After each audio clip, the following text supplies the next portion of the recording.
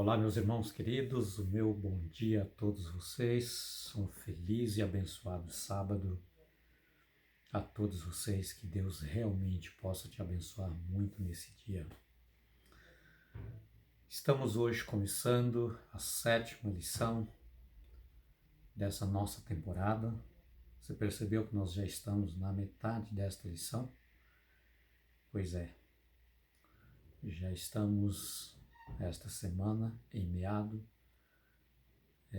dessa temporada que nós estamos estudando nesta lição com tantas informações, tantos ensinamentos, tantas coisas importantes para o nosso crescimento espiritual. Nesse momento eu quero orar com você. Nós vamos dar início à nossa lição, tem como título Aliança com Abraão. Nosso amado Deus, o nosso Pai, o nosso muito obrigado ao Senhor por uma boa semana que o Senhor nos agraciou com a oportunidade de vivermos e o privilégio de podermos, ó Deus, passar esta semana meditando, estudando todos os dias pela manhã a Tua Palavra.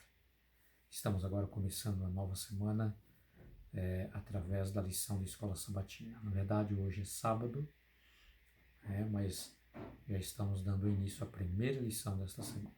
Pedimos a orientação do Espírito de Deus, em nome de Jesus. Amém. Queridos, a aliança de Deus com Abraão, promessa de Deus quando Abraão saiu da terra dos seus pais e foi para Canaã, terra que Deus havia dito para ele que seria a herança da sua descendência e dele faria uma grande nação.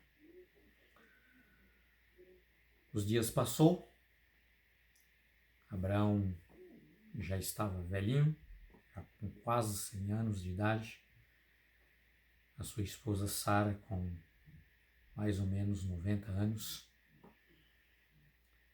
E então, meus queridos, Abraão chegou para Deus e disse: Senhor Deus, que me darás se continuo sem filhos? E o herdeiro da minha casa é o Damasceno Eliezer. Abraão chegou para Deus e disse: Senhor, a tua promessa foi feita de que eu seria pai de uma grande nação, mas até o presente momento eu ainda não tenho filho com a minha esposa Sara. E Abraão estava mais ou menos dizendo assim: se até agora não tivemos filhos, eu estou certo que aos meus próprios olhos a promessa não será cumprida. Mas o que o Senhor me dará? Qual é a prova que o Senhor me dará que irá cumprir esta promessa? É com o meu servo Eliezer, o único que eu tenho uma apreciação por ele e já desejo passar para ele a minha herança, dos meus pertences, da minha fortuna. Então, Senhor, será ele será o descendente? Queridos, qual foi a promessa de Deus que Deus então fez com Abraão por meio da aliança, prometendo para Abraão e dizendo: Abraão, não será Eliezer, não será o seu filho também, Ismael, que você teve com Agar, a sua empregada. Não. Mas será o teu filho legítimo, filho da sua esposa Sara. Senhor, mas a minha esposa já tem aproximadamente 90 anos e eu 100 anos. É possível essa promessa se cumprir? Meus amados, quantas e quantas vezes nós também duvidamos das promessas de Deus, hein? Parece que não se cumpre na nossa vida, os dias vão se passando, as coisas vão se tornando cada vez mais pior, muito mais difícil. E então, meus queridos, parece que Deus não está conosco, parece que Ele nos deixou, parece que Ele nos abandonou, parece que a sua promessa não será real na nossa vida. Eu sei que você passa por esses momentos, eu sei que você pensa assim, porque eu também sou assim. Nós somos seres humanos e nós, queridos irmãos, somos pecadores e nós, muitas e muitas vezes, desacreditamos das promessas de Deus. Não foi diferente com Abraão. Ele também tinha os mesmos sentimentos que nós temos. O que o Senhor pode me dar como prova de que irás cumprir com a aliança? Que pedido extraordinário, hein, queridos irmãos? E eu fico pensando, quem sou eu, que direito eu tenho de chegar para Deus e dizer para Ele, Senhor, o Senhor não tem cumprido as suas promessas para comigo? Qual é a prova que o Senhor me dará que irá cumprir as tuas promessas? Quem sou eu para colocar Deus à prova? Quem sou eu? Mas, meus queridos, Abraão, ele fez essa pergunta para Deus. Abraão se interessou pela salvação dos sodomitas perversos.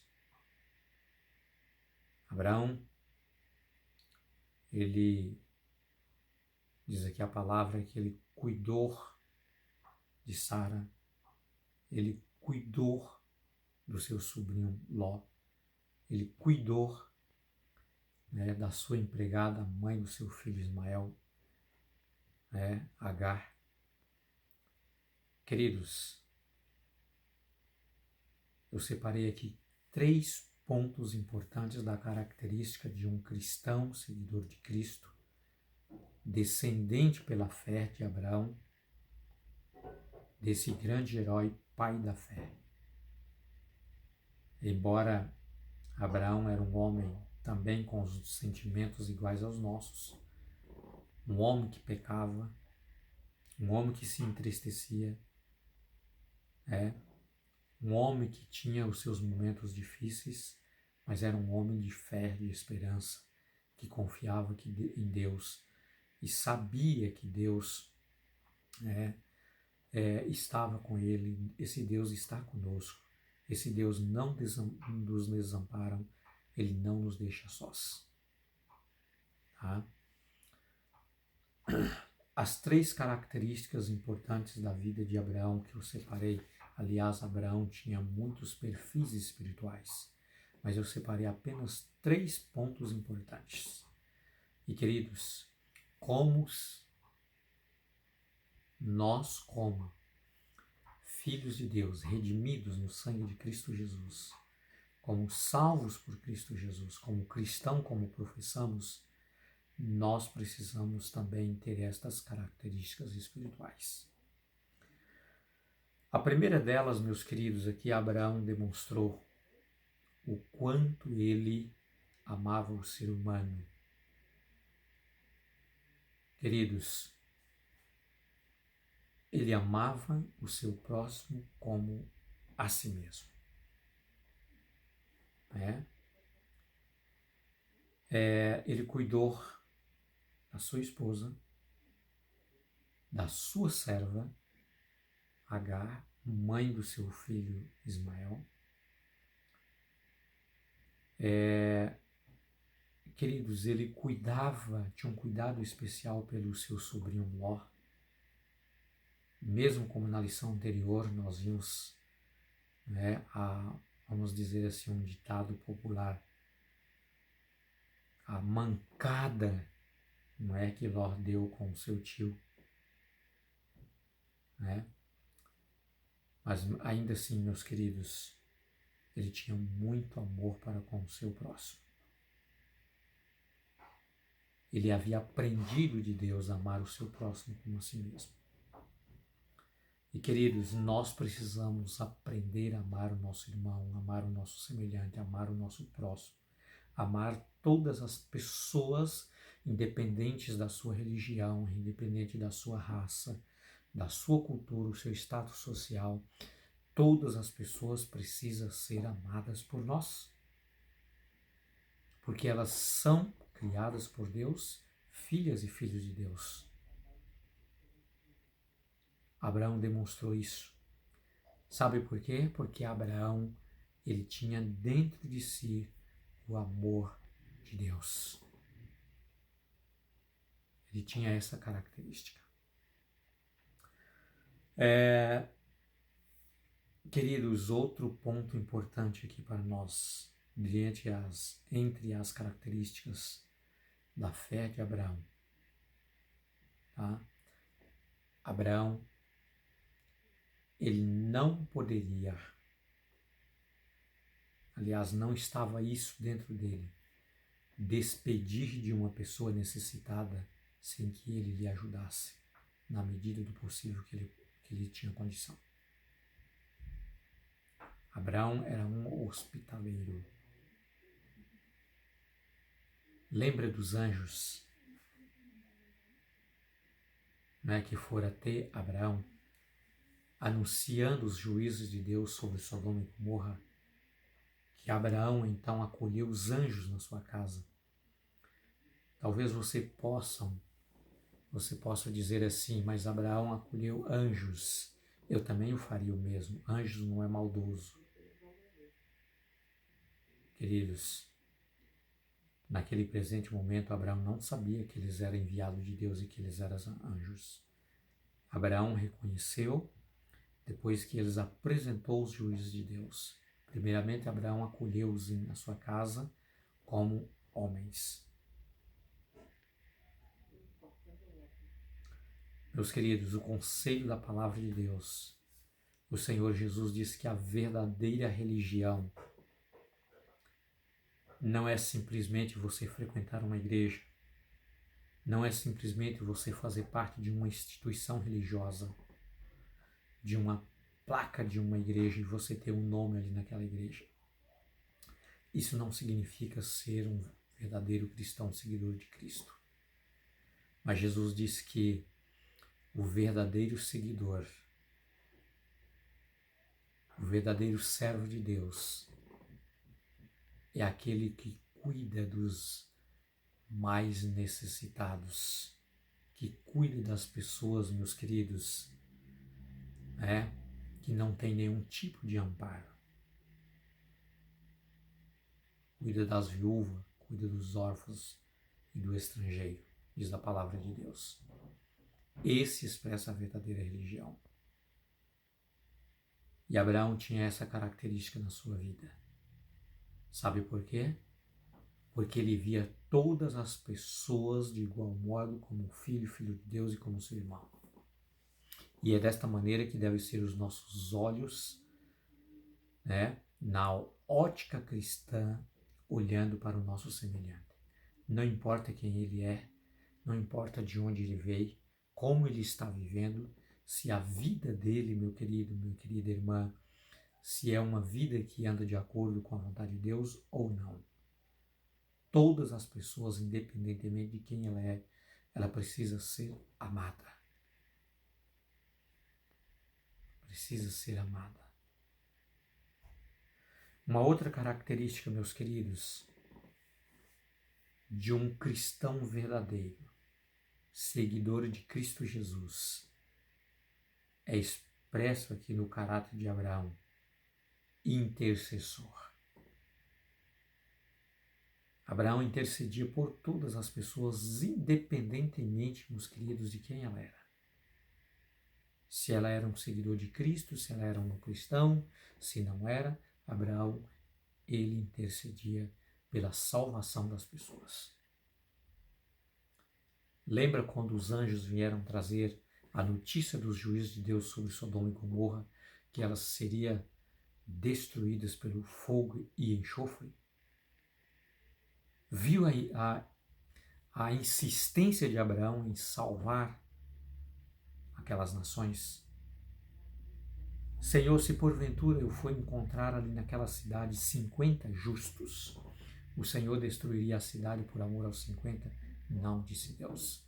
E se eu conseguir encontrar 40, 30, 20, também não destruirei a cidade. Veja a insistência de Abraão em salvar aquela cidade, mesmo que aqueles homens eram ímpios, pecadores, transgressores, tá? Pessoas horrivelmente que viviam na iniquidade e no pecado. Mas ainda assim, Abraão intercedia pela redenção, pela salvação daquele povo. Queridos, você e eu, como cristãos, seguidores de Cristo Jesus, nós precisamos ter esse espírito de salvação. Interceder pelas pessoas.